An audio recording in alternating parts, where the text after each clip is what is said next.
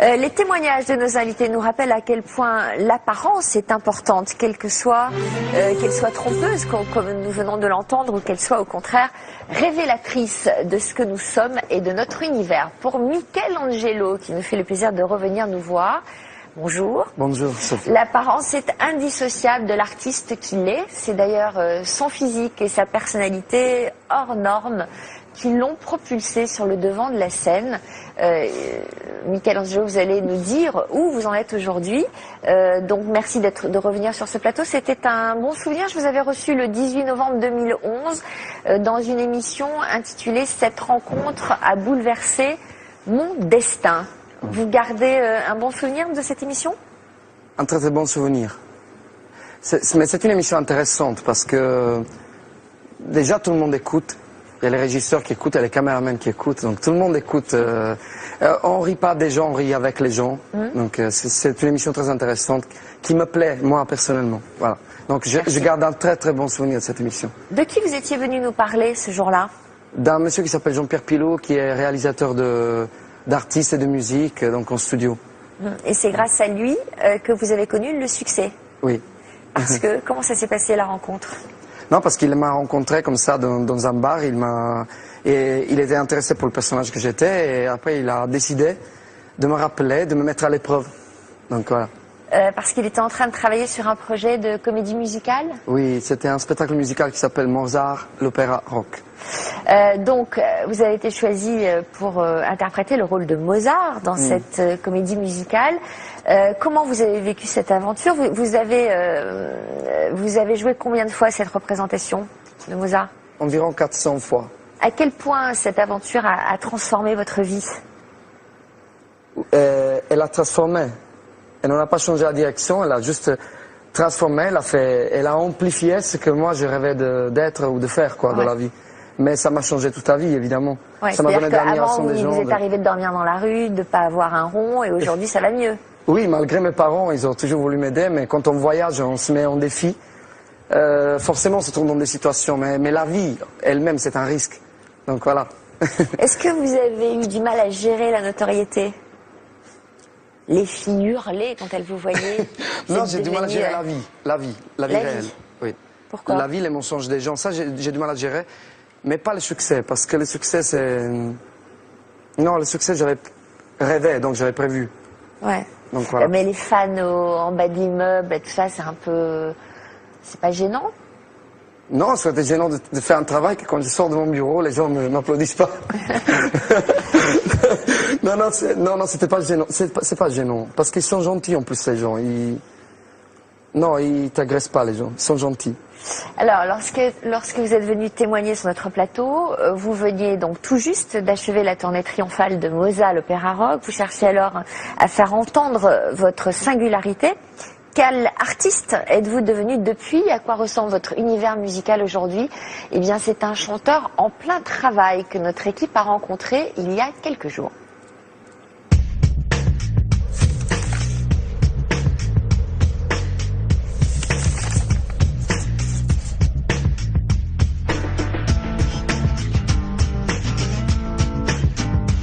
C'est la rencontre qui a bouleversé ma vie. Cette rencontre, c'est celle de Jean-Pierre Pilot, un célèbre auteur-compositeur qui a tout de suite vu en Michelangelo un artiste à part entière. Il m'a vu et il a fait « Wow !» Le mec hallucinant, c'est quoi. Il a téléphoné, il a fait un coup de fil à Dorothea et à Albert Cohen. Il a dit « Je crois que j'ai trouvé le Mozart ». Mais étonnamment, Michelangelo n'avait pas été immédiatement séduit par la proposition. S'attaquer à Mozart dans une comédie musicale, ça me semblait vraiment pas une bonne idée. Donc vous dites non? J'ai dit non, voilà. Je laisse tomber, je réponds même pas. Alors comment le casting vous a rattrapé? Quand il a commencé à dire opéra rock, j'ai dit ah d'accord, c'est la première fois qu'on met rock et Mozart dans la même phrase, et pour les bonnes raisons. Michelangelo avait finalement passé le casting et il avait été choisi pour incarner le rôle titre dans la célèbre comédie musicale. Bras dessus, bras dessus, et n'ayons crainte de leur l'arrogance. Plus d'1,4 million spectateurs vous ont applaudi, 800 000 albums vendus. Vous en êtes où aujourd'hui alors, de votre carrière artistique? Ils sont en train de préparer un album personnel. C'est bien parce que vous êtes cohérent, exigeant et vous ne vous êtes pas laissé brûler les ailes. Si on est vraiment humble, si on est vraiment honnête, on surprend les gens.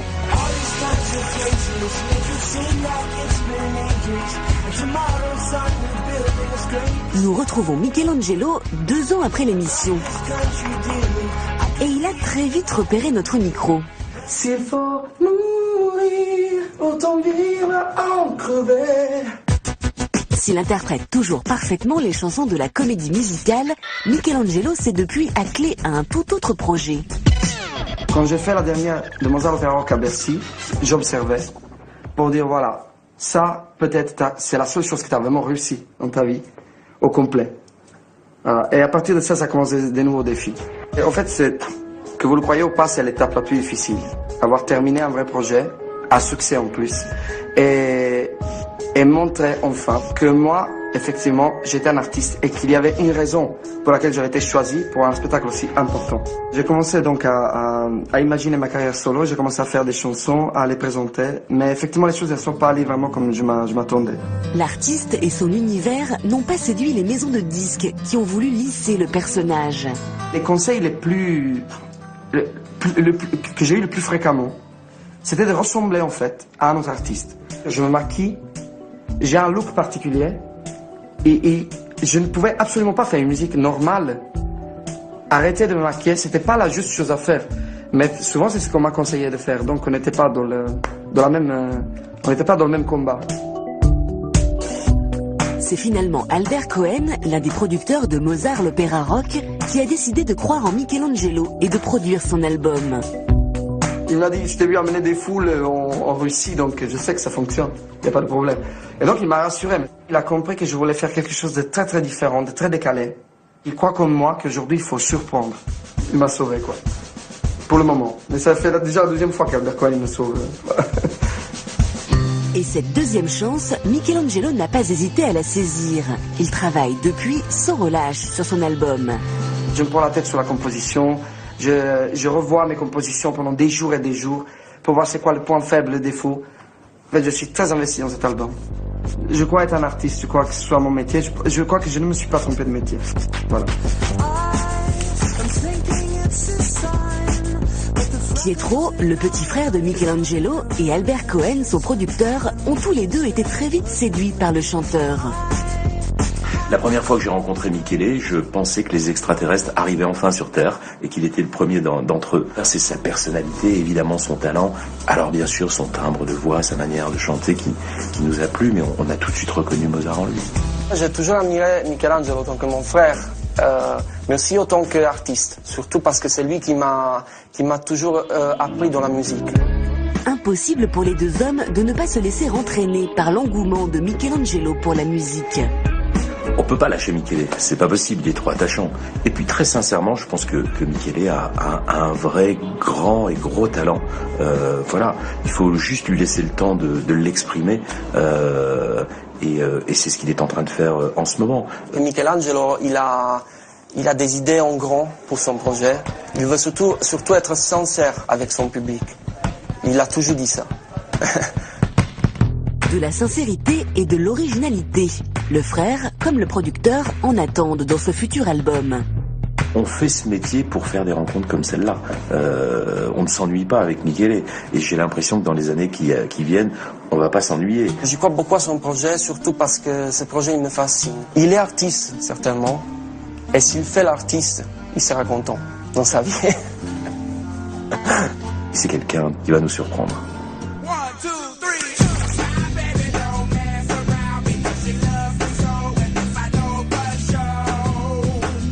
C'est dans son appartement parisien que nous retrouvons Michelangelo. Il vit, dort, rêve de musique. Alors forcément, dès le réveil, il travaille sur la composition de son album.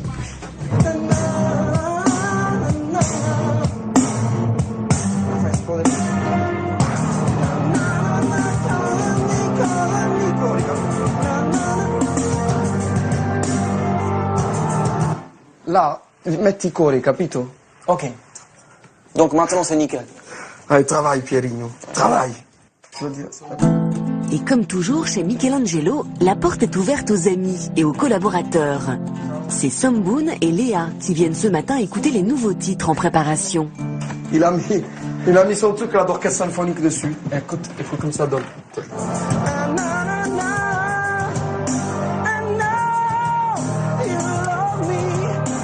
Marque de fabrique, quoi. C'est un truc que je reconnais chez vous. Tu reconnais un son. C'est Pietro, c'est lui, c'est... Attends, excuse-moi, ça c'est Benjamin parce que... J'arrive. Toi, ça va?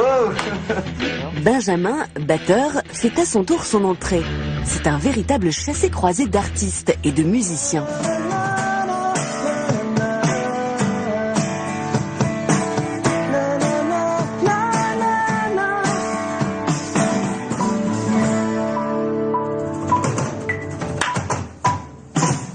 Voilà, c'est tout.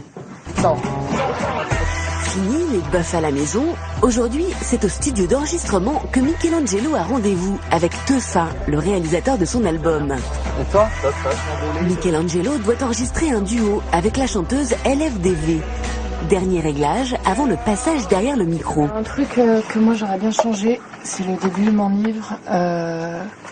Ouais, parce que de ma bouche, toi, enivre. M'enivre. Ça, c'est quoi qu'on a dit? Dérive, c'est ça?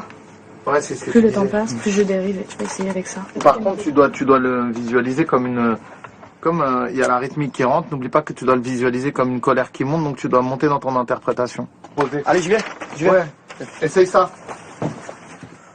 Sur mes rêves, avec des si à chaque pas, des austères, des célèbres, à croire qu'on... C'est un artiste atypique, ce qui m'a plu chez lui. Il a une genre de folie pas maîtrisée dans sa manière d'aborder les chansons. Et je pense que oui, il a un énorme potentiel.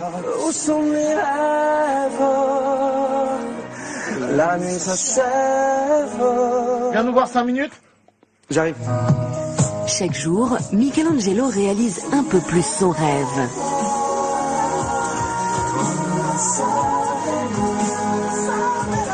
Tout ce qu'on voulait, on l'a. C'est bon. Yeah.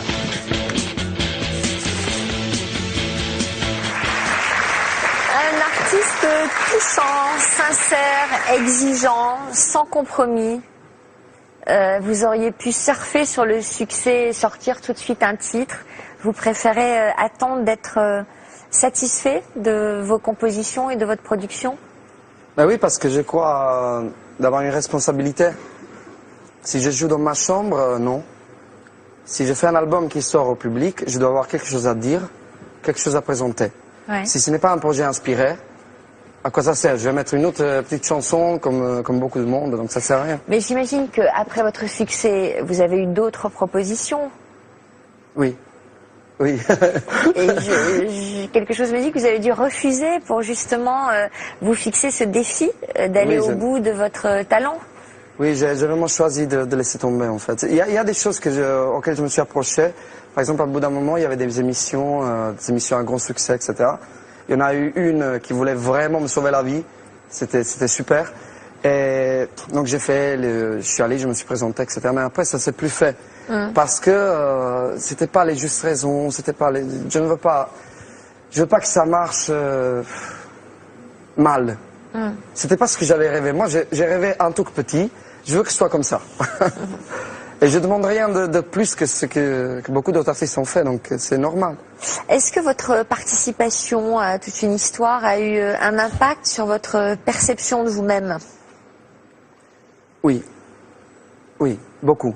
C'est peut-être C'est-à-dire la seule même émission, parce que je n'ai jamais vraiment autant parlé dans une émission, surtout pas de moi. Ouais. Les artistes, ils évitent de parler de soi-même parce que ça devient un truc narcissique. Par contre, dans cette émission, je me suis observé. Enfin, il y a pas mal d'artistes qui aiment bien parler d'eux-mêmes quand même. Oui, je sais. Je sais très bien. Je me suis observé et à bout d'un moment, j'ai vu que c'était un joli combat, en fait. Parce que là, à cette époque-là, quand j'ai fait l'émission avec Donc vous... vous avez été indulgent avec ce que vous avez vu Oui. de vous-même. Oui, je me suis un peu laissé... J'étais toujours jamais très gentil avec moi-même. Et là, je me suis laissé tranquille, en fait. Est-ce que les réactions ont été bonnes, les réactions de votre entourage ou du public qui a regardé l'émission? Oui. Malgré tout le monde m'avait conseillé de ne pas faire cette émission. Qui?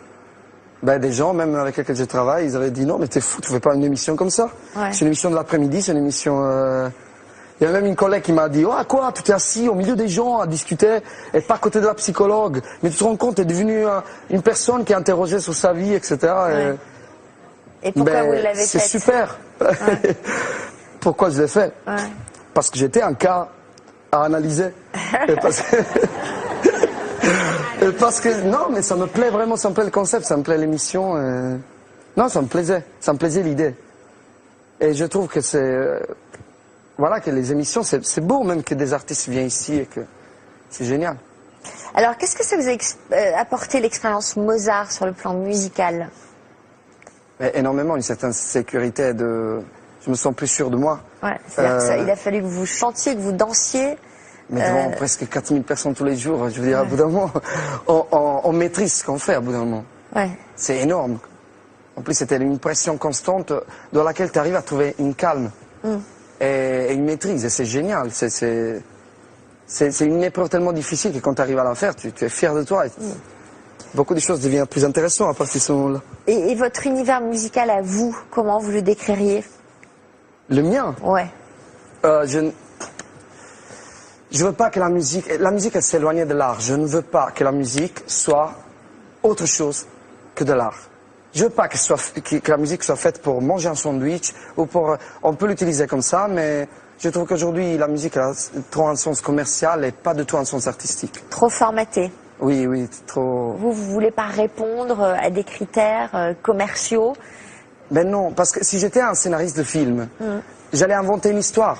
J'allais inventer qu'un avion arrive sur la place de Milan et qu'il se pose. Ouais. Voilà. Pourquoi je dois me limiter dans la création? Pourquoi je dois penser moi en marketing? À qui va écouter la chanson? C'est un combat sans issue.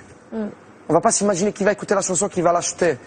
L'achat, c'est pas le centre de mon métier. Je veux dire, c'est l'amour le centre de mon métier. Les gens vont apprécier la chanson, même s'ils vont pas l'acheter. C'est pas grave. Voilà. Vous avez envie d'être sincère. Oui. D'être en phase avec qui vous êtes intérieurement. Mais oui. Est-ce que vous avez toujours des liens avec Dovatia aujourd'hui? Oui. On va pas s'appeler exprès pour dîner. Ouais. Mais par contre, dès que je me croise souvent avec lui. C'est trop génial. Sauf, alors, quand il téléphone, c'est pour se foutre de ma gueule. Pourquoi? Un jour, j'étais à Bruxelles et il me téléphone, il fait « Michele, ça va ?» Oui. Et il me dit « Écoute, je voulais te féliciter parce que je suis que ton album, il sort en 2017. » Et donc, c'est génial. J'ai fait « Non, mon album, il sort pas dans 2017. » Le single, alors. Le single. Parce qu'il trouve que vous n'allez pas assez vite. Oui, il trouvait que c'était super long et que... Mais en même temps, il doit respecter ça. Oui, mais il a peur, en fait, pour moi, parce qu'il m'aime bien. Donc, du coup, il a peur que je sors que je sors de l'actualité. Voilà. Bon. Vous avez d'autres projets artistiques? Oui, alors j'ai une énorme tournée qui va commencer en avril de Mozart l'Opéra Rock, le concert. C'est Vedest, une organisation très intéressante qui fait ça pour des gens super célèbres comme Garou, etc. Hein. Et en fait, c'est des gens qui s'occupent de la musique française en Russie. Et c'est génial, ils ont monté un énorme spectacle symphonique où il y a 100 éléments d'orchestre, où il y a moi qui chante avec mes collègues, on fait les chansons de Mozart l'Opéra Rock. Alors, ça veut dire quoi? C'est-à-dire que vous faites les chansons sans vous produire, en dansant, sans interpréter les personnages? Sans interpréter les personnages, c'est juste. C'est juste les chansons? Oui, on a un look rock, on est libre des personnages, donc on arrive... par contre, elles sont arrangées différemment, avec une orchestre symphonique, avec un groupe rock. Génial, et vous allez où avec cette tournée? On va partout, toutes les villes de France, et même en Belgique et en Suisse. Et en Russie? En Russie, on a fait 2 tournées. Bon, et c'était magnifique. Voilà. Très bien. Bon, je vais vous demander de signer le grand livre de l'histoire continue, et puis on va se quitter en musique. Vous allez nous interpréter un titre de ce futur album? Oui. Qui sort quand alors cet album? Parce que moi je fais des disques, je présente pas spécialement les singles, je sais pas c'est quoi mon single. Donc je présente une chanson dès que je la fais. Donc on va vite sur le plateau, je le fais. D'accord. C'est tout. Bon, alors donc, d'abord la signature, elle s'appelle comment la chanson? Elle s'appelle Serial Rambler. Ça veut dire quoi? Ça veut dire randonneur en série. D'accord, je connais Serial Killer, Serial Lover, mais Rambler c'est... Randonneur. C'est Boris Bergman, c'est un grand artiste qui a fait ce texte. D'accord. C'est un grand auteur je me vante vraiment d'avoir l'amitié avec ce mec parce qu'il est formidable. Bon, en tout cas, on ne peut que vous apprécier et j'espère que vous aurez du succès avec cet album. On en reparlera quand il sortira? Oui, j'espère. Vous viendrez nous le présenter? Ah oui, mais j'espère vraiment. Bon, j'espère que ce soit ici. Je préfère ici. Voilà. D'accord. Très bien. Merci d'être revenu. Merci à tous pour votre confiance, votre fidélité. À bientôt pour d'autres témoignages. Tout de suite, le sommaire de notre prochaine émission. Bon après-midi sur France 2. Merci.